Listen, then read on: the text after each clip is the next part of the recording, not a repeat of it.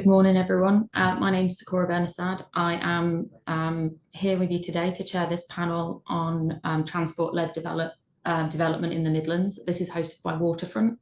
A bit of background about me. My role with the Rail Industry Association is as the Midlands and Eastern Regional Chair, and I'm also an Operations Director at Sistra in the Rail Department. So in this session, we're going to explore how to deliver transport infrastructure that unlocks and drives wider development across the Midlands.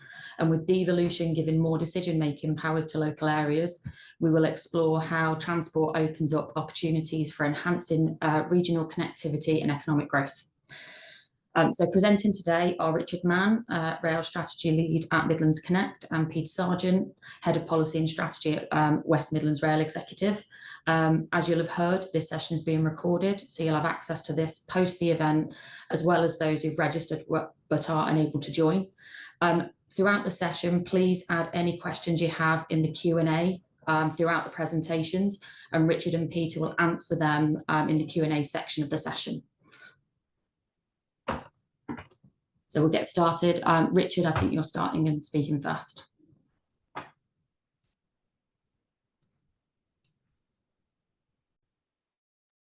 Yep.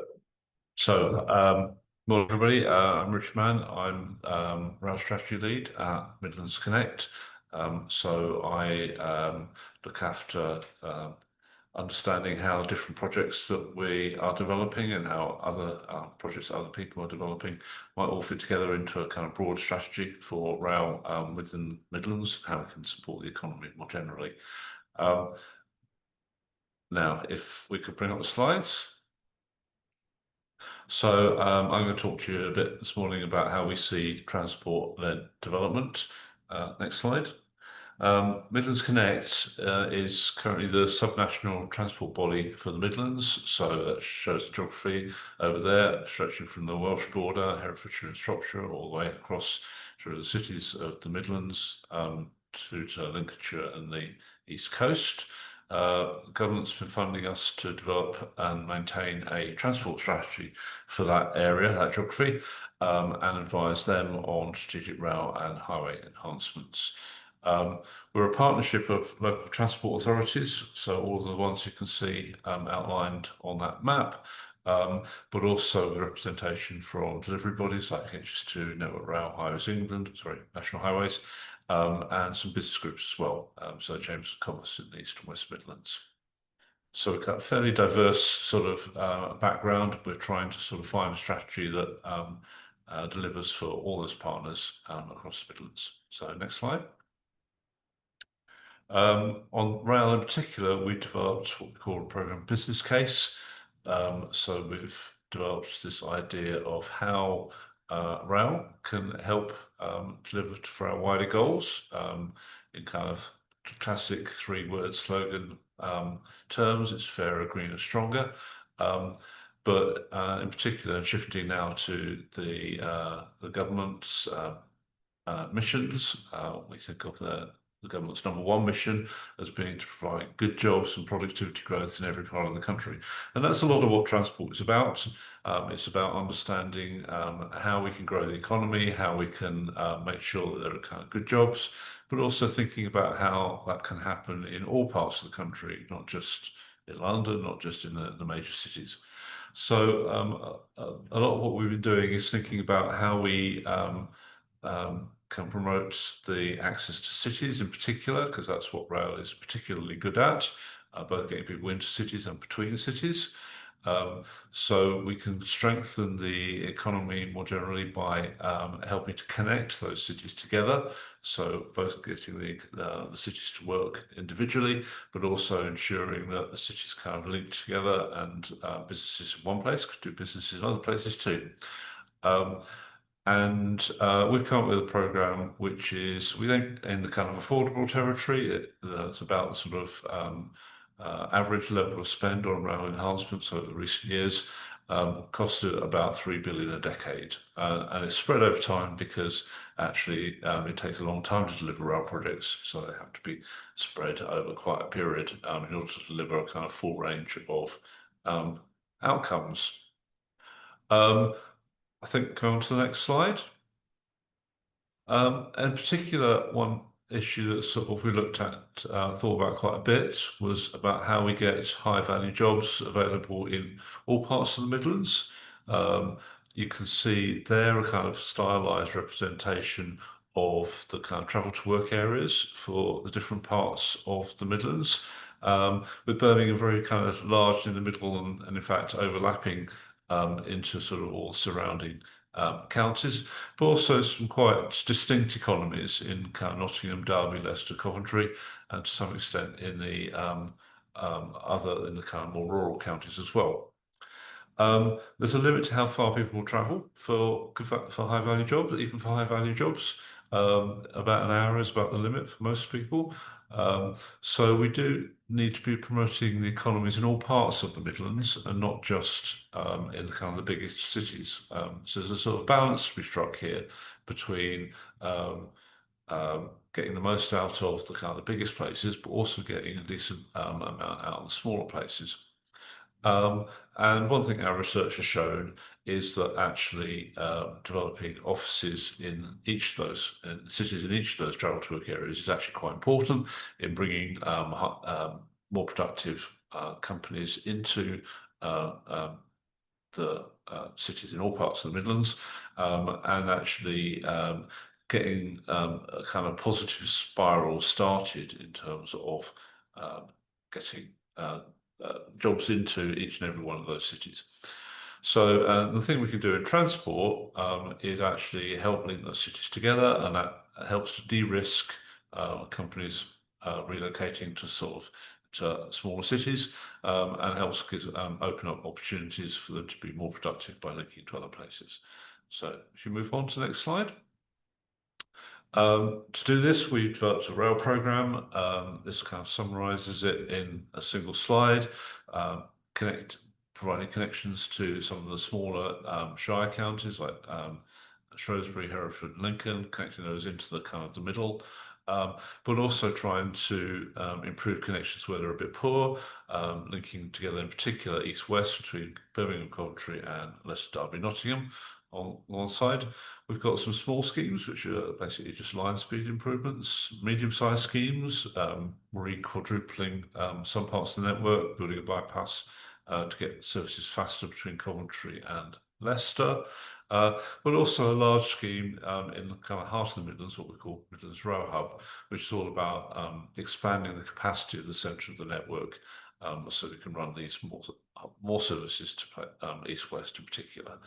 We're conscious of the national programme. There's the potential for HS2 extensions towards Stoke and Derby, though obviously the key thing at the moment is getting the first phase built. That's very much kind of the government's line. They're going to worry about the task in hand before they worry about the next one.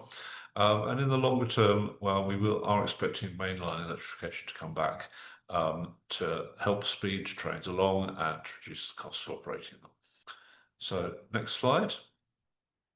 Just talking a bit more about our Midlands Rail Hub scheme. On the sort of target delivery date for this is sort of 2031 to 2035. There's a line which bypasses the centre of Birmingham called the Camp Hill line, and the plan is to build two sort of new curves in sort of slightly darker yellow, orangey, to link the route into Moor Street Station. And what that does is it essentially allows us to run additional services from the east and the west into some new platforms at Birmingham Moor Street, and essentially expand the number of services that we can operate in and out of central Birmingham. And if you go on to the next slide, you can see how that expanded Moor Street Station is in fact right next door to where they're currently building Curzon Street HS2 station. And so there's an opportunity once HS2 opens in, well, it's not going to be 2033, but it shouldn't be that long thereafter, to take a kind of a real drive for development in that area, and to increase the connectivity on the east side of Birmingham city centre. And as you can sort of see from the picture, there's actually quite a lot of land falling away from those two stations, which is ripe for development, and indeed quite a lot of it is already starting to happen. But there's potential for transport both to support development, but also actually to drive increasing amounts of development. So if you go on to the next slide. Just sort of bringing that back together. I mean, actually, it's kind of not really it's not always transport-led development or even development-led transport. The two actually feed into one another. So maybe the kind of core statement really is that cities are really kind of key to developing the economy and bringing good jobs to all parts of the country. If we can foster connections between those cities, particularly if they're faster than what you can do at the moment, faster than driving, then that will help those cities kind of compete with one another, to interact, gives access to jobs, access to markets.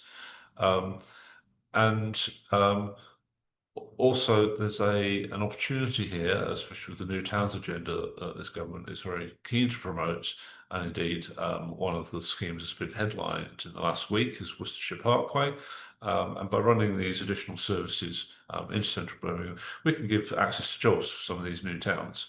I mean, Worcestershire Parkway is kind of the headline scheme, but there are there's growth basically planned in all sorts of parts of the Midlands. And a lot of it is kind of focused around the railway because that gives you the access to jobs. But doing all this is quite hard work. It's quite hard to make a railway scheme stack up.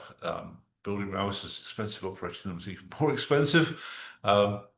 And a lot of what we actually need to see happen is to kind of use the railway a bit more, a bit harder, flog it a bit harder, by expanding the catchments of stations, sometimes running more services, but we need a bit of both. We need to be attracting more people to use the railway, just as much as we do things kind of within the railway to bring in the traffic. And the key thing we found is by developing offices around stations in cities, and indeed sometimes building flats around stations. That's actually been very successful in Manchester in the last few years, where large-scale development of housing has brought in graduates and helped drive the economy very strongly. But what we really do need is for all the partners go at the national level, the regional level, the kind of Midlands level, and also for each city individually, to sort of be working together to understand the roles of the different parts of government and actually how they can cooperate, how they cooperate with the private sector to make this kind of strategy deliver as a whole. Hopefully that's given you a decent introduction to how we see the role both of rail developing on a kind of middle scale, but also how we all need to have the different parts of the system working together to actually deliver for the entirety. Thank you. Thank you, Richard. And now Peter for your presentation. The only other thing I'd say is the Q&A is open, so please put your questions in the chat as we go through. Thank you, Sakura. So, yep, I'm Peter Sargent, Head of Rail Policy and Strategy at West Midlands Rail Executive. And I've been involved in rail in the West Midlands for nearly 35 years. And started my career working at Centro, the Passenger Transport Executive. And I'm currently involved in all manner of issues relating to improving and developing the rail network of the region, in terms of the network, in terms of timetables and services, in terms of fares reform, rolling out pay-as-you-go ticketing, and all sorts of other things. A very broad and interesting role, and so delighted to be involved today in terms of giving you sort of our thoughts in terms of how transport can be a key enabler and supporter of development. So if you want to go on to the next slide. So just as a starter though, West Midlands Rail Executive, we are a unique body established in 2016, and we are the devolved rail body for the West Midlands region. And we are democratically accountable with 14 local authority members, and the map sort of shows the extent of our geography, heading out from sort of Herefordshire, Shropshire, all the way down to actually West Northamptonshire. And our geography very much aligns with the travel to work rail network geography of the West Midlands. Our board is chaired by the Combined Authority Mayor. And importantly, WMRE isn't just the rail executive for the wider region, but we also lead on rail issues for the combined authority and transport for West Midlands. So we have a sort of a schizophrenic dual role in terms of we have a very much a focus in the metropolitan area, but actually our focus is much broader than that, and our membership covers the entirety of the West Midlands region. And our role is varied. We partly manage the West Midlands Trains rail contract with DfT. We sponsor and specify rail services and sponsor new investments in the rail network. And as I say, we can get involved in all manner of policy and strategy issues as well. If you want to head on to the next slide. And one of the things we did was published our rail investment strategy, which we published back in 2023. But about a month after we published it, it was when the government changed its plans in terms of HS2. So already virtually out of date the day it was published. But our road investment strategy is very much our vision for how we see the rail network in the West Midlands developing and expanding over the next 20, 30 years and so. And we see certainly the sort of two key anchor projects as really, really important to that strategy. So HS2 coming to the region in the early 2030s, and the really crucial Midlands Rail Hub project to provide that extra capacity into central Birmingham to support new connectivity from the West Midlands to the East Midlands and from the West Midlands down towards the southwest. So for us, they are the key anchor projects that sort of will drive the next 20, 30 years of network investment. But there are lots of other smaller projects and plans around those key projects that we'll be supporting and investigating and developing. And in the very tiny map that is on screen, I think if you can just see all the red stations, we've sort of collated all the aspirations for new stations across the region from all our partner authorities and other key stakeholders. And you can see there's a lot of aspirations to provide new stations and expand the network.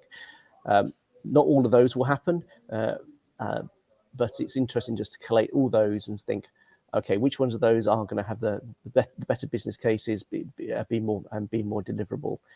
So a lot of exciting plans there for us to sift through and work out how we can take forwards.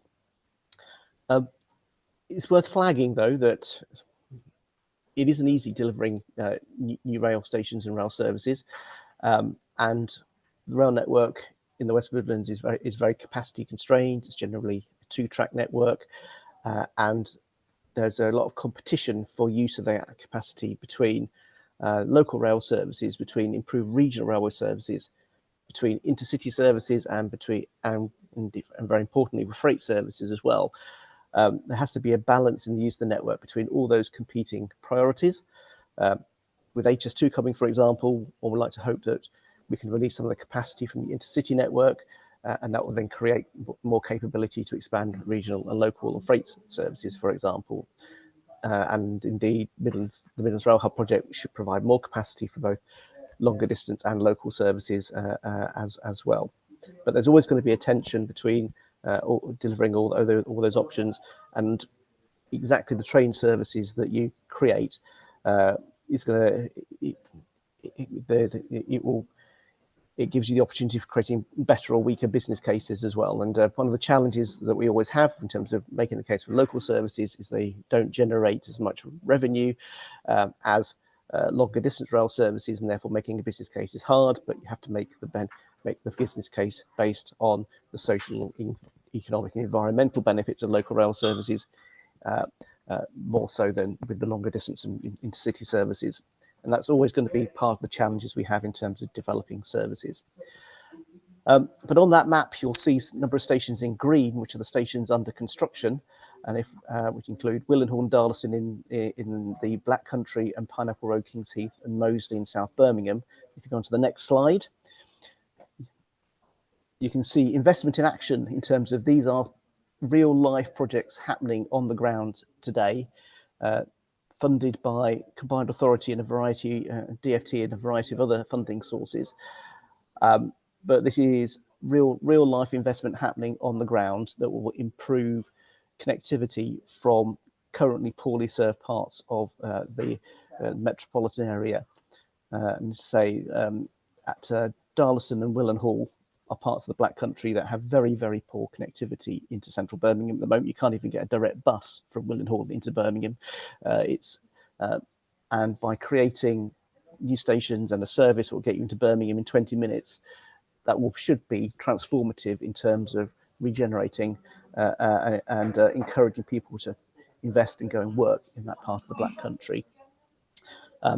Whereas on the Camp Hill line in South Birmingham, the Pineapple Road, Kings Heath and Moseley stations, again, is a very different rationale for why we would build those stations. They're on a very congested part of South Birmingham. The highway network cannot be improved. The bus network is very frequent, gets stuck in lots of delays. And actually, there's a very mature market from that part commuting into Birmingham, and the rail network is the really only way of decongesting the congested roads in South Birmingham and giving it a public transport offer that's better than the very slow bus, even though the bus is very frequent. So we expect Camp Hill line local service stations to be instantly successful. We think there's a huge pent-up demand for those stations, whereas Darlaston and Willenhall, the market will develop more slowly over time as people suddenly realise you can now live in these parts of the Black Country and commute to Birmingham or travel more easily to Wolverhampton and other destinations. So real life investment in action there. Want to move on? And I think we have lots of evidence that commitments to invest in transport is actually drawing in investment into the region. HS2, which is absolutely driving regeneration in Birmingham and Solihull in particular. And certainly if you look around the central Birmingham and see the number of cranes and new buildings going up everywhere, and seeing improvement in places like in the Digbeth area, all of which were crying out for regeneration. HS2 has undoubtedly been the catalyst for that. And the picture you have on the screen there is the commitment of the big investment company Knighthead to invest in regeneration, the sports quarter in Birmingham, and relocating and rebuilding the Birmingham City football ground and creating a whole new area of investment. And they have explicitly said we would not be coming to Birmingham had it not been for HS2 coming to Birmingham.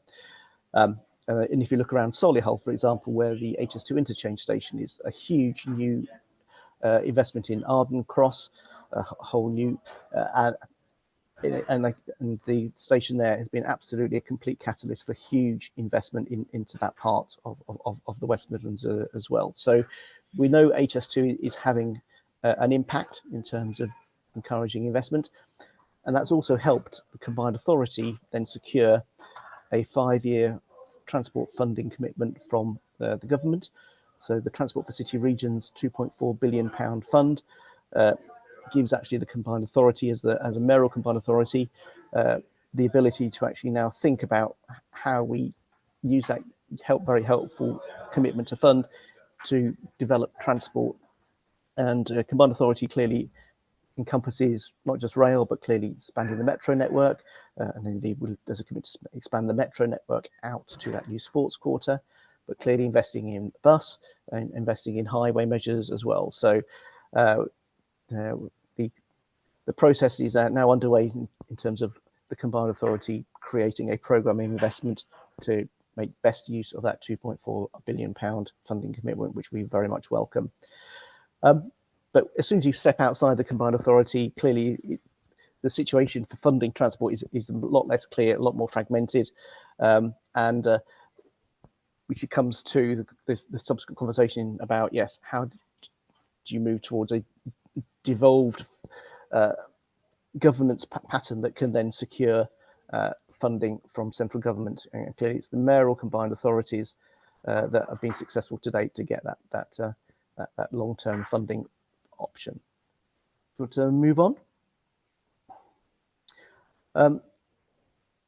As Richard touched on in his presentation as well, it isn't just about getting that investment in terms of generating jobs in the city centres and things. It's about also how we encourage housing growth in the right places as well, and making sure that the rail industry, we have inputs as local authorities are developing their plans for housing, and given that housing, the pressure to expand housing is stronger now than it has been for a very, very long time.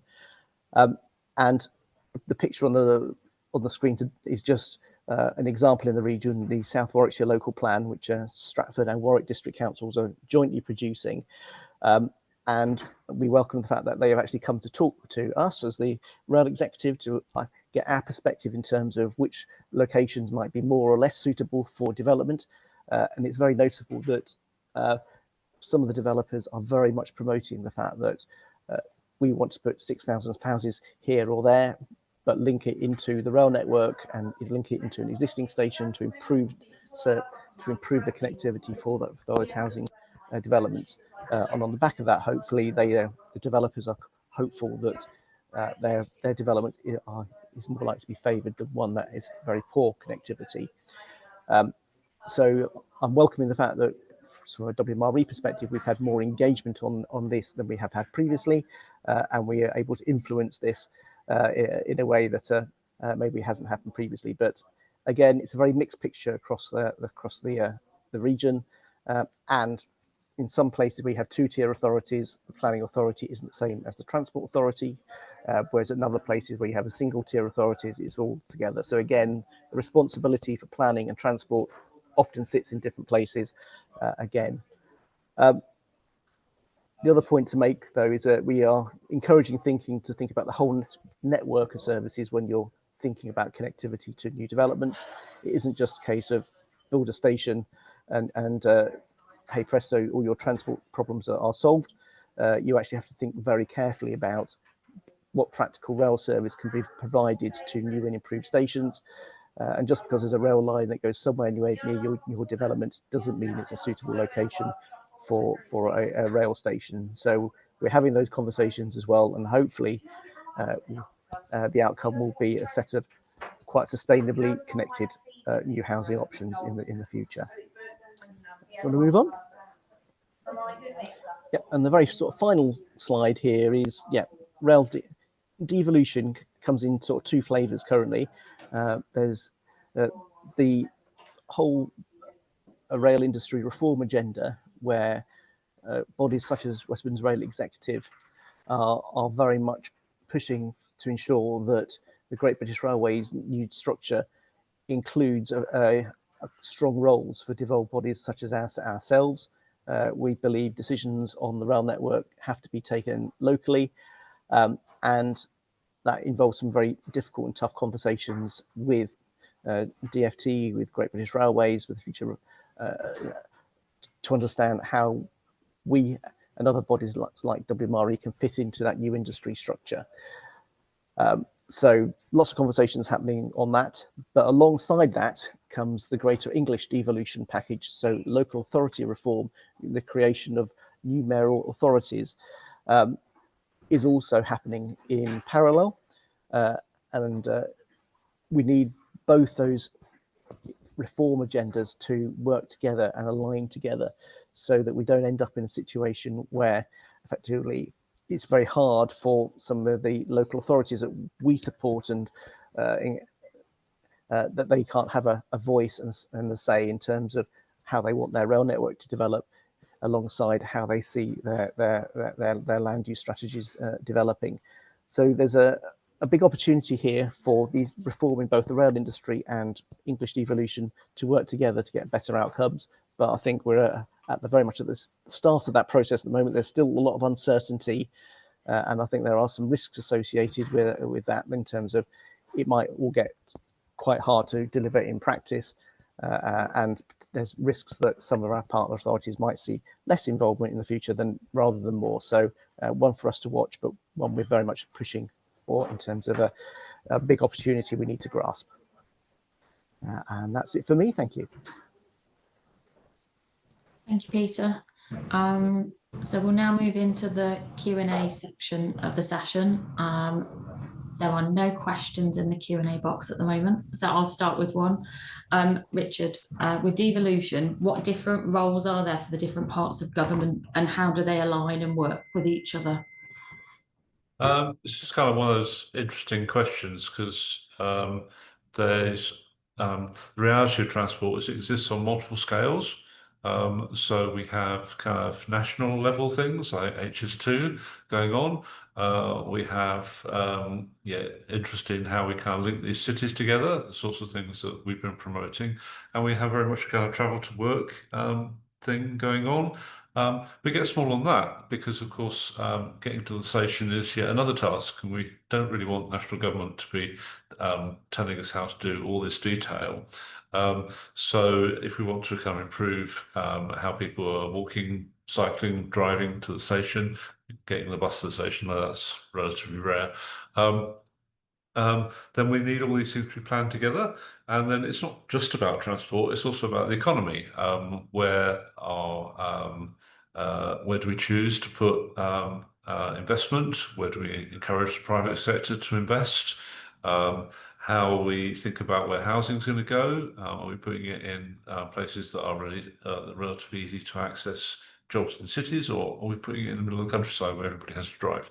So there's actually quite a lot of moving parts, and devolution can go so far in trying to bring a bit of coherence to this, but also very much it's about mutual understanding. So there's a voice that people are sort of contributing to a kind of broader process, but it can't really be determinative. You have to have lots of thinking, everybody thinking carefully about how their bit works, but also thinking about how their bit fits into all the other bits.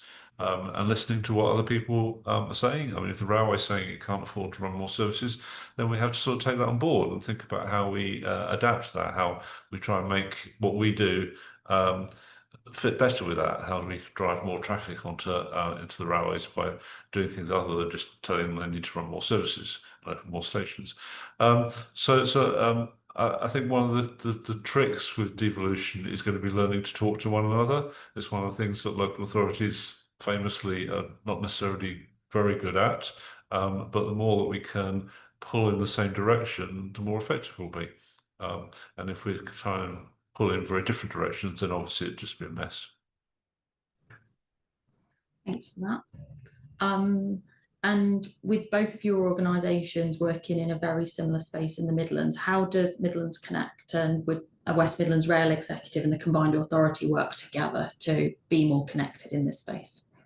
Well, we do end up all going to the same meetings, but we have a fairly different perspective. I mean, we're very much been asked to look at kind of the regional perspective, the intercity perspective, and West Midlands Rail Executive are primarily focused on specifying the local service. I mean, Peter may have a different opinion. So you've got plenty of opinions on how we should develop the regional service, and we try and work together and understand what the sort of trade-offs are and how we can fit together. And indeed, lots of the schemes that we've been developing have a local element and also a freight element, and also kind of trying to respect what's happening nationally as well. So there's a sort of, I think it's actually been very helpful in that we've been able to sort of challenge one another with slightly different perspectives, but being kind of adult enough to understand that there's a certain balancing that has to happen if we're going to kind of work together.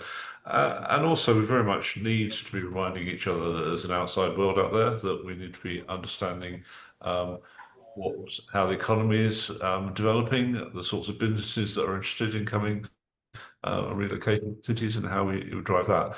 And so it's been very helpful having the mayor, particularly in the West Midlands and increasingly in the East Midlands as well, thinking about their kind of industrial strategy, their growth strategy, and working on things like the sports quarter development to understand how big businesses can come in and make some money, and also produce lots of jobs and opportunities for the people that all these skills that aren't necessarily being fully employed as yet. Peter, you got a different perspective? No, I think, as you say, Richard, it's I think we complement each other in terms of our roles and responsibilities. Certainly WMRE is a unique organisation. There isn't sort of an equivalent rail executive that exists anywhere else. When we created, and it was created to reflect the political geography and the railway geography that exists in the region, and different parts of the country have different geographies, have different railway geographies, different economic geographies, and so this doesn't necessarily have to be a one-size-fits-all approach across the country. But I think in the West Midlands and indeed across the wider Midlands, WMRE and Midlands Connect certainly work well together in terms of complementing, and we're both things like co-clients for the Midlands Rail Hub project. And again, we have different, while we have sort of differing roles, our overarching objectives are very, very similar. So, yeah, I think we have the challenge going forwards in terms of the politics are changing. And certainly from a WRE perspective, our partner authorities, we saw recent May elections that saw quite a lot of those change control. I think that a lot of the challenges we have are become more political as we go forwards, in terms of people often want investment. People often don't want new houses near them, and it's a case of balancing all those different issues, and then you have local politics, national politics, all pulling in different directions often as well. So hopefully working together we can create a coherent approach for certainly the transport impacts of where development ought to go, and make a good case for recommending the optimum solution for our region. But as I said, I think just because I think we've created a pretty good structure that works in our region, that doesn't necessarily mean that's the optimum model for the southwest or East Anglia or the north, all of which have their own issues. Okay, thank you both. And Peter, you touched on it a little bit in your presentation around Great British Rail and the development of that. What input are you having to what Great British Rail is going to look like, and how that fits with devolution, particularly in the Midlands? Yeah, so it's a really interesting question. The government has effectively developed a sort of a menu of different approaches that devolved bodies such as ourselves could choose to take as part of in the future rail industry, and sort of starting with sort of a very low level involvement, but where we are just sort of asked to have a view and move on, going up to us having a far more direct involvement and input in terms of the specification and management of the rail services. And clearly some parts of the country have sort of are fully devolved rail networks in terms of sort of the Liverpool City region and things and such like. So there's a sort of a spectrum of different involvement, and we are having the conversations at the moment about where WMRE or a future version of WMRE would sit within that Great British Railway structure. Certainly my long experience is involved in when the Centre, as the passenger transport executive, we had a Section 20 agreement with British Rail back pre-privatisation. We used to specify the rail services. We specified the rail fares, and we had a big day-to-day involvement in the operation of the rail network. We were then co-signatories to the Central Trains franchise for 10 years, whereby we took revenue risk, we set the fares, and we saw lots of benefits from that approach. But since then, we've taken a more we've had less involvement on a day-to-day basis, and we now need to have some difficult conversations about, are we willing to take some revenue risk, get involved in fare setting, for example, and a lot of work I'm doing at the moment is about what a new rail fare structure ought to look like in the region.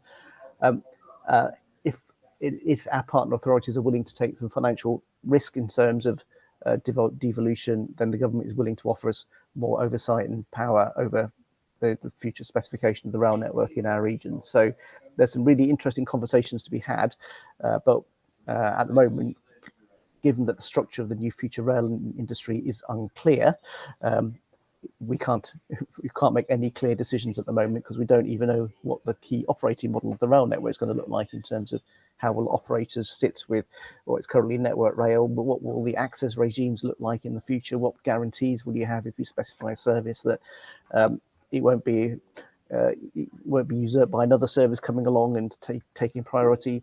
All those, there's some really big unanswered questions at the moment that means it's quite difficult for devolved bodies to see how they would fit in that new industry structure because that new industry structure hasn't been determined yet.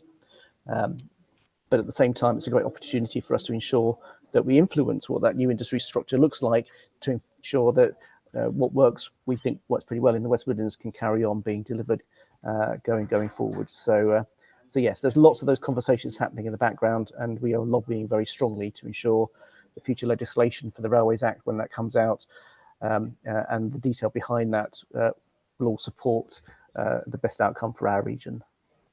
There's a real opportunity as well that to some extent we're very inclined to run the railway as a sort of separate thing, divorced from the wider economy, divorced from development.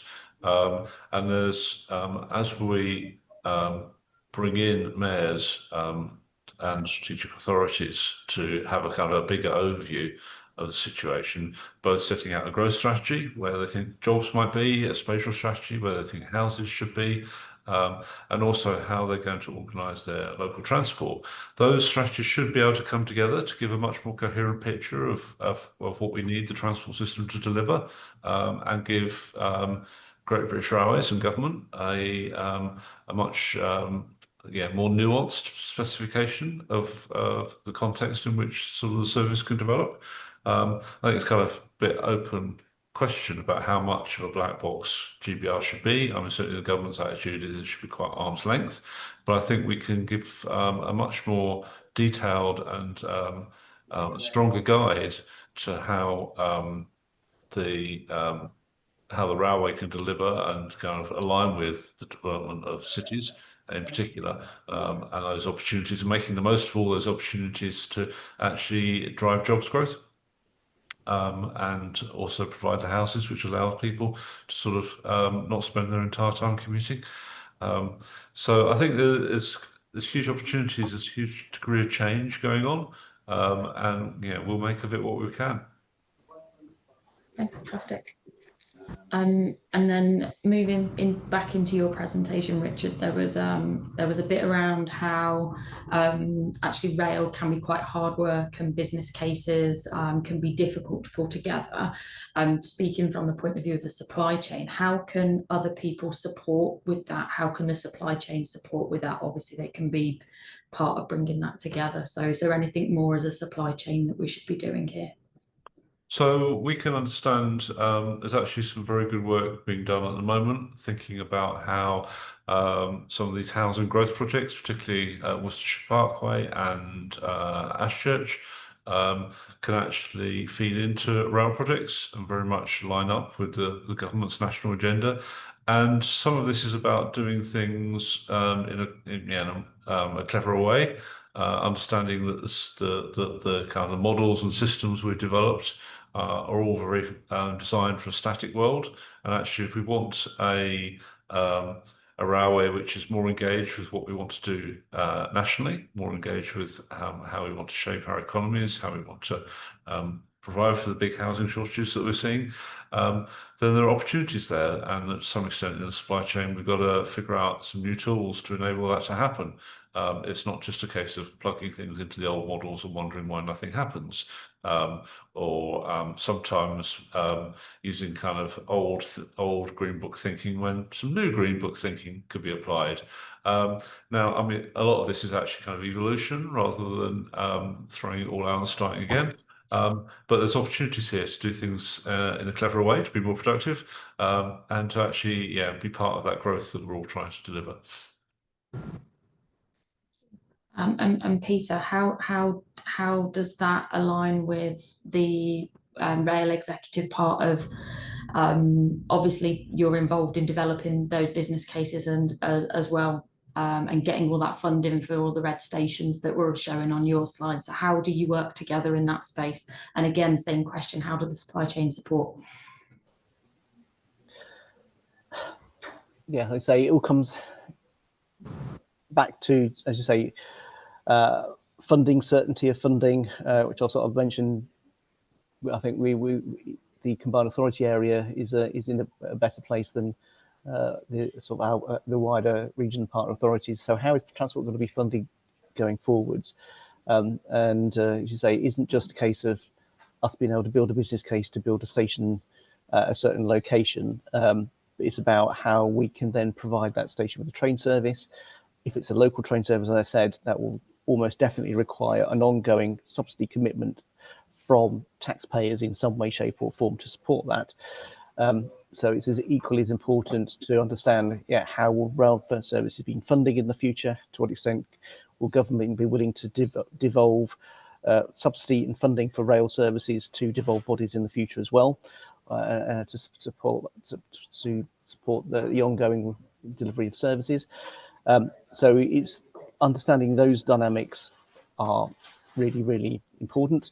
I think we are really keen to understand, how the industry can reduce its cost base. We know that GBR, DFT, all funders of the rail network are trying to do. We are concerned that to some extent rail is pricing itself out as being an affordable transport mode for some investments. It's really tough when you are competing with highways or buses or other cheaper options for, and I think developers often see, they understand highways. It's and you can sort of invest in the highway network and hand it over to the local highway authority, and it's a job done. We can sort of wash our hands of it.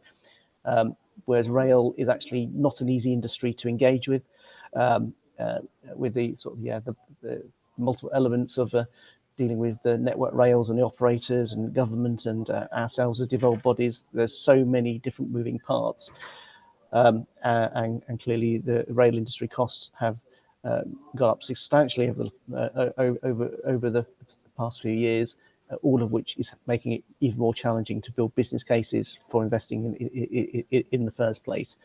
So I think there's a real challenge on the rail industry as a whole, including suppliers, to work out how we can deliver projects more cost effectively, but also how we can then have a more sustainable operating of the network going forwards as well. All of that will help secure future investment, but all the while the costs going up so enormously, and sort of a very basic unstaffed two-platform station costs sort of 20 or 30 million pounds. It's getting increasingly difficult to justify that level of expenditure, certainly for when if there are only local benefits accruing from that sort of level of investment, which is why, again, there's the tension between, investments that have longer distance, more regional connectivity and intercity type connectivity benefits are often easier to make, but those local investments are often the ones that deliver the bigger local benefits on the ground, but are not necessarily always affordable as we'd like them to be. A lot of it's about understanding how we make cities work. So you need jobs. It's a lot easier to they're more productive if they're all kind of packed into a small place. We can have the opportunity for people to find, it makes it easier for people to find the right job. It makes it easier for people to be dealing with other people that generates the good ideas. And indeed gives a degree of flexibility both to people working and to people employing. So to make that work, you need a transport system which can bring people in from all the places that people want to live. So I think there's a way here in which, if we kind of understand what we're trying to achieve and how cohesive it can be, and we think of sometimes improving the bus system will be the best way to do it. Sometimes we're building a new station that will be the kind of the right thing to do. Sometimes actually building some flats closer to the city centre so that people can walk and cycle to work might be even better, and might actually fit what people, the sorts of people who are kind of wanting to work in this area. But then there are parts of the West Midlands conurbation, for instance, which are a long way from a railway station. And that's actually quite hard to get into the centre of Birmingham if that's where the jobs are. So, you know, are we trying to do things in different places? Are we trying to make get a better integration between, you know, bus networks or e-bike hire or whatever it is, and people using the railway?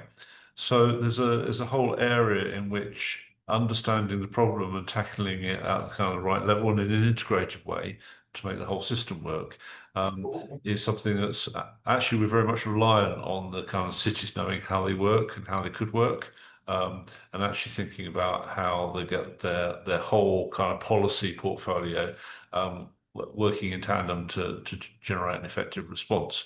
Yeah, we need to be cuter about this. We need to get those good ideas of how to build cities more effectively, because to some extent we've kind of sat in our little silos and done our own things, and that hasn't worked. One of the whole ideas behind devolution is that some of this will be more joined up. Transport authorities and planning authorities are the same rather than two different tiers within government. And there's the opportunity to actually kind of make some misalignment happen, so that actually provide the conditions in which the private sector can develop all those kind of jobs and opportunities that we really want. Okay. Thank you both. I'm just checking the Q&A and there aren't any other questions. So I'll just say that was a really great discussion. And thank you both for the presentations and your answers to the questions. And thank you to everybody else who's on this for attending today.